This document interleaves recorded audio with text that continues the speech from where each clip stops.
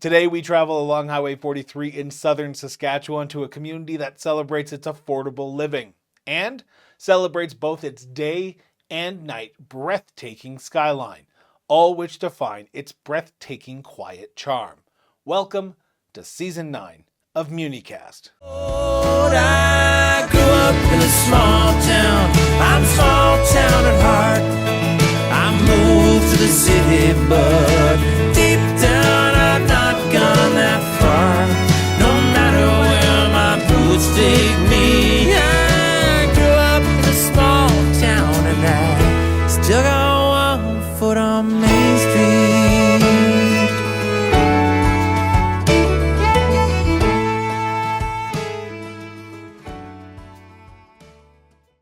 Muni-Cast is brought to you by SUMA, the voice of Saskatchewan's urban municipalities. Muni-Cast discusses topics that are important to municipal leaders like local governance, best practices, education, and so much more. Now in Season 9, we are meeting SUMA's Board of Directors. SUMA has adopted a new modern governance structure built from a thorough governance review and member consultation.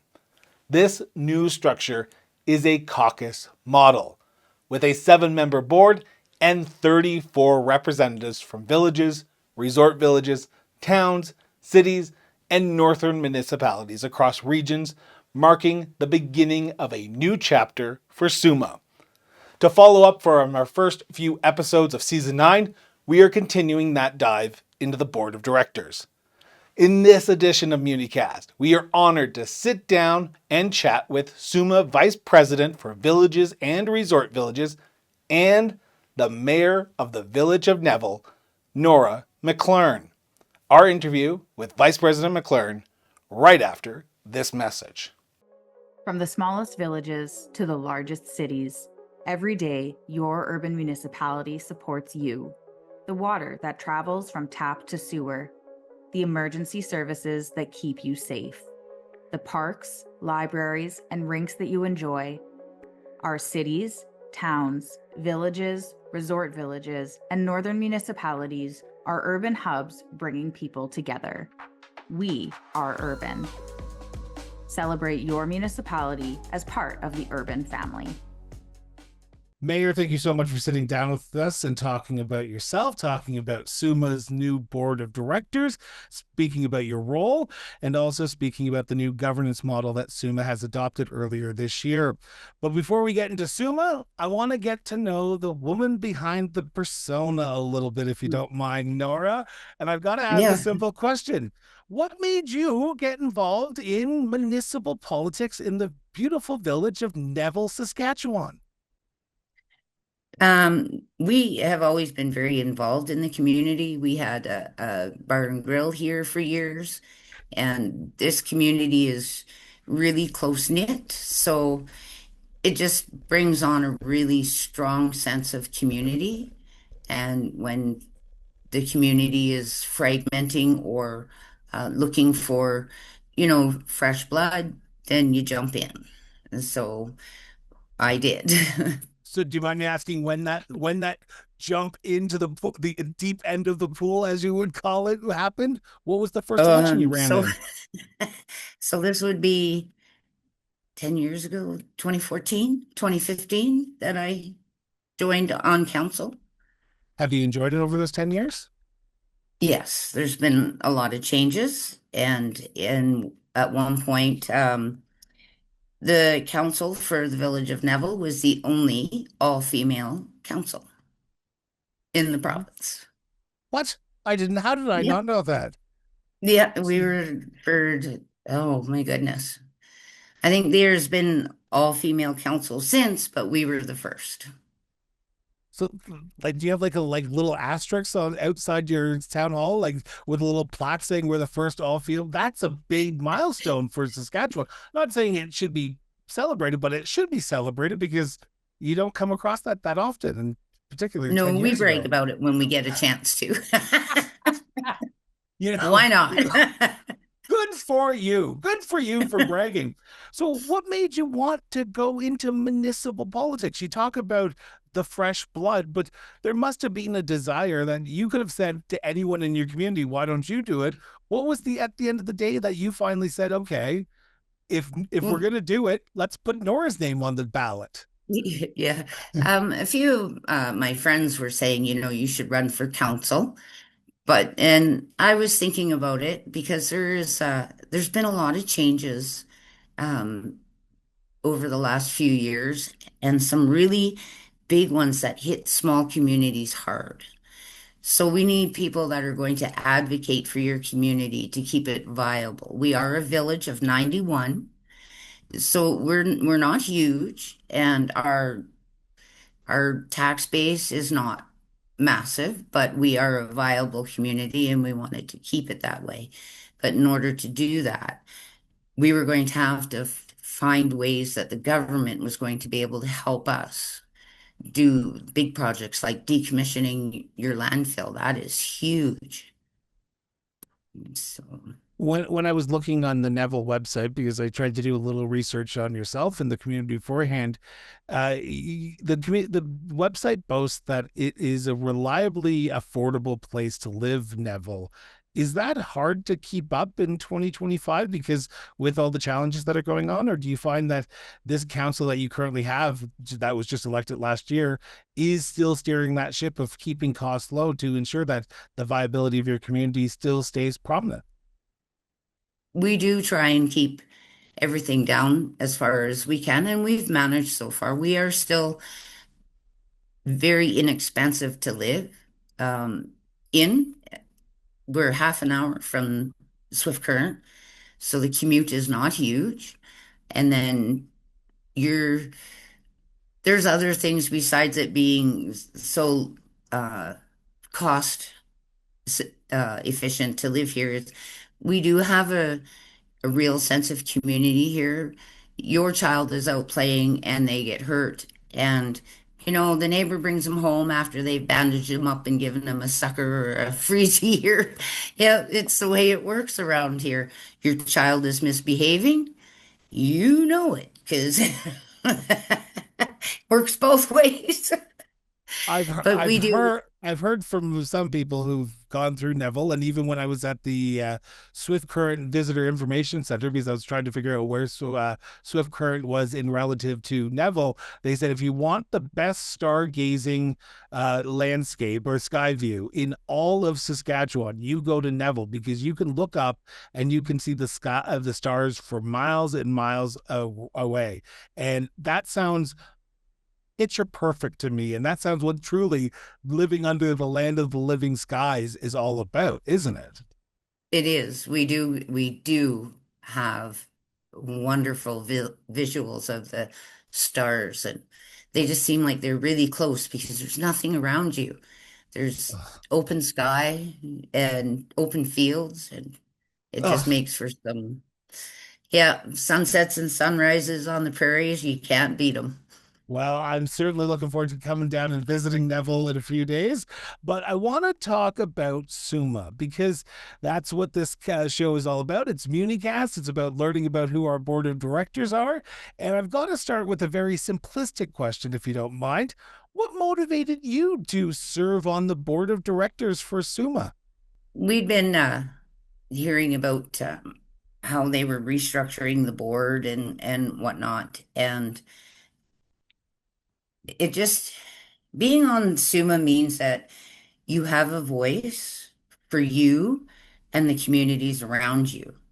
And with their restructuring going on, I thought this would be a good time to throw my hat into the ring, so to speak, and see what I could accomplish a little bit further up. And then I had some other mayors and friends say, Nora, you can do this. So come on, put your name in there. So I And did. why not, right?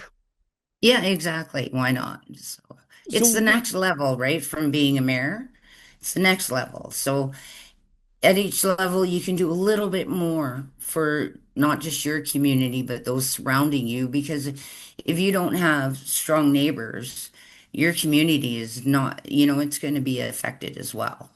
So well, then at the end of the day, what does SUMA, the Saskatchewan Urban Municipality Association, mean to a village like, and just picking yours because I'm sitting down with the mayor of Neville right now.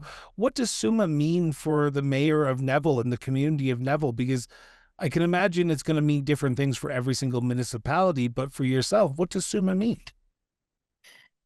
Um, the big thing is that with us being a small community, it's hard for us to get funding. We don't have shops in town, so although we do have a brand new one that just opened, so yeah, Neville Country Store opened. Good It's job. small, but Economic development in action right there.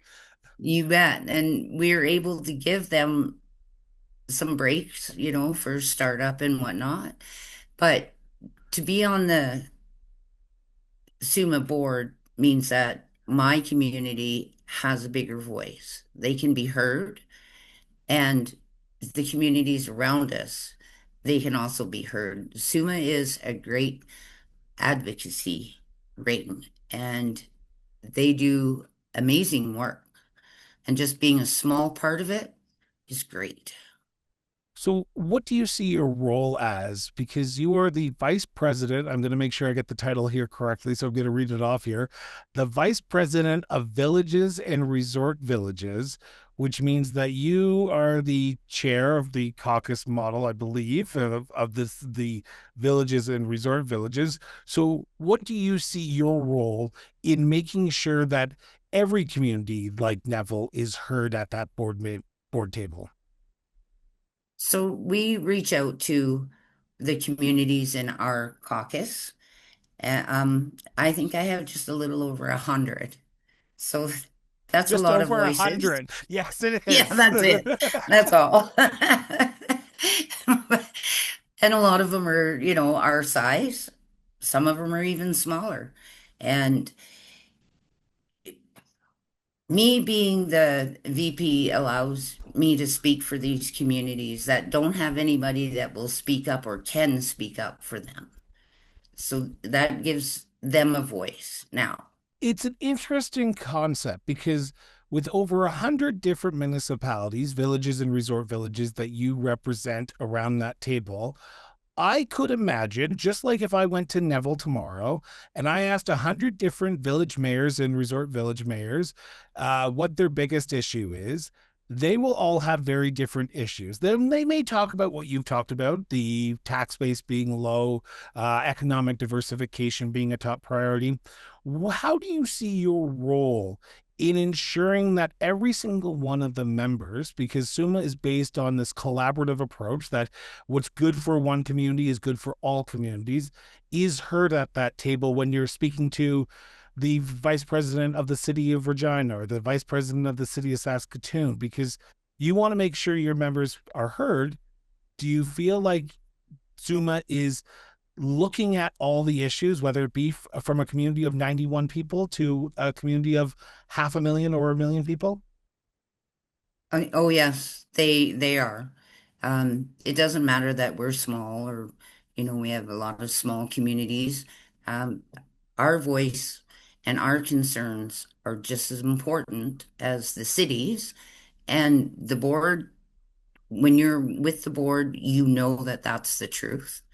We have a really good, strong leader, Randy. And so the makeup of our new caucus style means that every aspect of the municipalities across the province of Saskatchewan, whether they're big or small, they get an equal voice. I know it doesn't sound like it's possible because the cities, you'd think they'd have more, but they don't. They don't. We're all treated equally. Obviously, as a city, they have much bigger issues than we do as a village, but for the most part, we have the exact same issues. We want the exact same thing. And we need to achieve that. And the only way we're going to do that is to speak up. And we do that at the board and we're given um, an equal, how do I want to say that? Nobody gets 90% and you only get 10. Yeah. Everybody gets 100%. And we're advocating for every community across Saskatchewan. As big or small, we all have that problem with getting funding for infrastructure or our roads or, like it all comes, we all have the same thing. Just some have it on a larger scale and others, like me, on a smaller scale. The best thing I ever heard about the issues of different municipalities, we all face the same issues, but it all comes down to how many zeros you put at the end of the number at the beginning of the sentence, because it all comes down to money, but we all have the same issues. So when you're speaking to the board, do you get a sense that when you're hearing an issue that's happening in, say, the town caucuses, you're saying, oh, that's happening in the villages. Maybe we can use what they're using as a solution in the towns and transpose it, but on a smaller scale in the villages and resort villages across Saskatchewan? Yeah, listening to other communities, towns, villages, cities, it gives you some really good ideas about different things, like say putting in a green space, how they went about getting the funding for it, and oh look, they tried this, and we never thought of that. Or different ideas for fundraising, whether it's a street dance or a raffle. We get all of those ideas from each other, and it's really good that we can take some of them and put them on a smaller scale and make them work for us. Now, the new governance model was adopted at the Saskatoon SUMA convention earlier in 2025. So we're still relatively, in the grand scheme of it, still in the early ages of the governance review, governance model, and the new caucus system. But I know, and I know this because I follow social media and I am pretty in tune on what's going on municipally across Saskatchewan, that your caucus has met. The villages and the reserve villages have met, whether it be virtually or in person. So, in the early days so far, what are the biggest challenges you're hearing from mayors or councillors from villages and resort villages from your caucus? Their biggest challenges are uh, roads, to be honest with you, though that's always a challenge. It's very expensive to do even a small piece of road. It's huge to do that. Um, there also infrastructure is another big one. Getting the funding for it. There's some funding. There is funding out there, don't get me wrong, but sometimes it's so difficult to get. And that is another one that they bring up. That has been brought up at our meetings, is that the funding that is there, it's very difficult to get. So that's another part of SUMA's job, is advocating to make this process easier for them. And then well, it's not the last one, but we try and focus on just a few, because if we try and bring up too many issues at once, they all get watered down, including the important ones. So we pick some specific ones and we focus on them. And one of the other ones is policing, the presence in the community, the fact that it can take 40 minutes plus to get to some of these communities. And, it makes it tough. For there's a robbery going on or a break and enter going on. And by the time they get here, it's done, so, and that makes it hard. That makes it hard. So those are some of our main issues that we are trying to advocate for. When you talk about that sort of umbrella approach, right? Because you're right. If you have 100 different issues, it's hard to advocate for 100 different issues. But if you have 3 or 4 of the big issues that are prominent across all municipalities, like you said, infrastructure, roads, crime and safety, these are things that are going to be talked about in the halls of power, whether that be in Regina or in Ottawa. So when you have met with your caucus, do you get a sense that everyone is on the same opinion that yes, we do need to keep that approach. We need to ensure that we have the big three talking points, so that way, when Minister Eric Schmalz or Premier Scott Moe sits down with anyone from SUMA, they understand that these are the issues that we need to be talking about. And does your members, your caucus members, believe that this is the way forward? Do they get a sense that SUMA is taking it seriously? Yeah, yes, very much so. Like we just met again yesterday, virtually. Yeah, we had, Serendipitously. yeah, and we were discussing um, the letters that uh, SUMA, the submissions that SUMA has put forward to the different ministers, and we had a discussion about what was in them and did we feel that was the best way, and it was. Everybody was in agreement with them. We again discussed some of our issues, and Dustin, our advocate, he gives us an update on how that is going. But the big one coming up for us is resolutions. So everybody has to think, is there a resolution that they want to put forward? And, we don't want to, again, be doing a whole whack of them, because then it just gets watered down, or it's just not important at the time, I guess it is. No, understandable. But I want to pick up on something that we often overlook, especially when it comes to municipal government. We often look at the grass is always greener on the other side of the fence, as it traditionally is, because we always are more nitpicky about what's going on in our own backyard. But collaboration seems to be a topic of much discussion in Saskatchewan these days, whether that be collaboration between villages, that collaboration between different municipalities of different sizes, of rural and urban.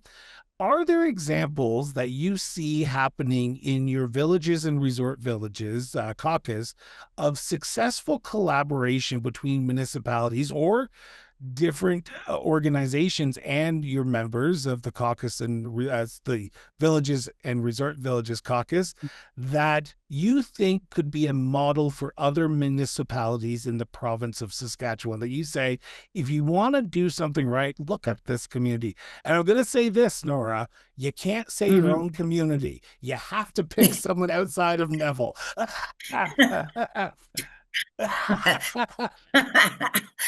Um, yeah, there's so much opportunity for collaboration, though. And deciding on one is Okay, hard. I will let you choose two then. But not in my own community, right? One could be from your own community then if you have to pick two, no. Okay, well, everybody is trying to get oh, what do you call them? Boy, I hate when that happens. We have like in our community, we have um the arm of Lac Pelche. Yep. They have their office in our community. So quite often we're doing things with them, and we were getting building bylaws and zoning bylaws, getting those all down. With us being so small, it was, and not ever having had to do it, we were able to, go to the RMF Lac Pelche, but we also were able to go to places like Vanguard, who's just down the road from us, and uh, they're within our district and whatnot. We were able to go and speak with them about whether it's roads. That's one thing we're trying to kind of come together on is the roads, but it's hard because we have to deal with paving companies, and so fire halls, uh, big one. Keeping coverage for the areas, whether it's my area or the other, Swift Current or Swift Current Rural, or we have had to come together um, as fire chiefs and council to find a way to get call out gear or trucks that are not expensive or inexpensive, I should say, because there's a lot of rulings behind it. So a set of call out gear is over $10,000. That's for one, and you want your people protected. But this the Swift Current Rule and Swift Current City have managed to find ways to deal with that together Oh, wow. and come out to, ahead of the game. And in the end, it kind of blooms out to other communities. So you get to see what they did and work on it that way. Now, I want to just pick up play in the collaboration part for 1 second. I want to just throw this story in because I think it's a fascinating story that I heard a few years ago when I first started my show. I had the pleasure of sitting down with then mayor of the village of Torquay, Mike Strachan, who Mhm. talked about the regional collaboration between himself, his village, and the surrounding rural community around snowplow, around fire services, around this, that, and the other, around working together because he knew, and all villages, I'm assuming, know that villages don't have an unlimited supply of money, and you have to make sure every penny counts. So when you look at the word collaboration for a village, you make sure you stretch that word as much as you can because that could mean the benefit for your community when you collaborate with surrounding municipalities, surrounding rural municipalities, or even nonprofit organizations to ensure the viability of your community. I can imagine as you're speaking to mayors across the villages and resort villages caucus, these are the stories that you're hearing that we have to ensure that every penny counts. And we can't be, I'm not saying that all municipalities do that, but I'm just saying that you have to make sure you're stretching every single dollar. That's every community, whether they're rich in resources or have a lot of people and uh, housing and stuff. That goes for everybody. Yeah. Everybody is stretching their dollar these days. I will tell you the one, since said I could pick one from my community. A few years ago, we responded to a fire, and 2 nights after that, we responded to a relight. It's traveled underground and sparked up someplace else. So we were going out in our fire truck, which was a water tanker, and we'd been through that field just 2 days before. But when we went through the field this time, we went 10 feet too far to the south, and our truck was airborne, and we broke it in half. So yeah, it was quite the ride. So we had to fundraise. We fundraised for a year to replace our truck. And it was just barbecues and raffles and reaching out to uh, the local people and saying, listen, this is what happened. We need a new truck. We need it so that you're protected again. Because at that point, in order for us to answer to a call, we had to go with Vanguard. Vanguard Fire Department was also called out because we had one truck. You can't attend a fire with one truck. So we, in the end, raised just about $100,000. And that was because we had help. Yeah. Good for you. And I say there's a spirit in small town Saskatchewan and small village Saskatchewan, and I can tell you I see it up close and personal when I did my travels this summer, and I'm looking forward to doing my travels again next summer to visit more small villages and small communities across Saskatchewan because you get to know the cream of the crop when it comes to municipal government, but also the people who are there day in and day out working to make their community and do it through volunteerism. And there's no handshake or rewards at the end of the day. It's just doing it because there's a sense of pride in your community. I love small villages. I'm just putting that out there. Yeah. I'm just going to put that right there. But I want to talk about the future for 2 seconds because I'm cautious of time and I need to make sure we get these 2 questions in before I let you go, Vice President, Mayor, Nora, however you want to be addressed. But I want to talk about the future. Now, at the beginning of the interview, you and I chatted about the viability, and of a community of 91 people, that viability can be hard sometimes. But what do you see as the outlook? What does the future hold in store for municipal leaders and municipalities in the Villages and Resort Villages caucus, do you believe? I believe that if we continue to work together the way we are and keep pushing and asking and not giving up, our communities are still going to be here. These small villages and resort villages, they're still going to be there. A lot of people don't want to live in the city. They want to live where we live. Yeah, Right right. here, Where right you can here. see, yeah, where you can see the stars. And when you walk out the door, you don't smell smog and exhaust, and you've got real honest to goodness fresh air. And when you walk down the street, everybody says, "Hey Nora, how are you doing?" Or "Hey Bob, good to see you're back on your feet again." You don't, I think with us working that way, our communities are still going to be here, but they're going to be stronger because of SUMA. So I have one final question before I let you go. As I said, I had 2 questions at the end, but it's my last one, and well, it's a big one. We talk about the future. We talk about the future of your communities, the municipalities in your caucus. What does the future hold in store for the new governance model? Do you think members are liking it? I've heard good things so far. I haven't heard any real complaints. We're still young. We're still doing our baby steps, but we are getting there. We are laying a very strong foundation, and that takes work.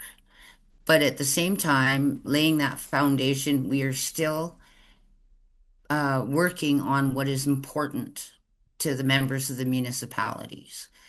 That's never out of our sight. So it's a little bit, I don't know, how did Roy put that? We're building the airplane as we're flying.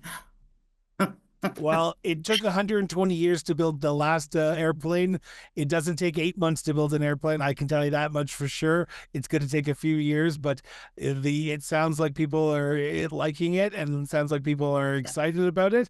And I'm so grateful, Nora, that you and I got to sit down and chat and talk about yourself, talk about the village of Neville, and talk about SUMA and your role as Vice President of Villages and Resort Villages, because I need to make sure that I get that in one more time so it looks like I actually know all the titles I'm talking about. But Nora, from the bottom of my heart, thank you so much for doing this. Thank you so much for sitting down with myself, with members of Saskatchewan's municipalities as they listen and watch this. And thank you so much for serving. Greatly appreciate it. Thank you. Thank you again for tuning in. If you haven't already, be sure to subscribe to MuniCast on your favorite podcast platform, or hit that subscribe button now if you are watching it on YouTube. Until next time, thank you for spending a little bit more time with us, and we will see you down on Main Street.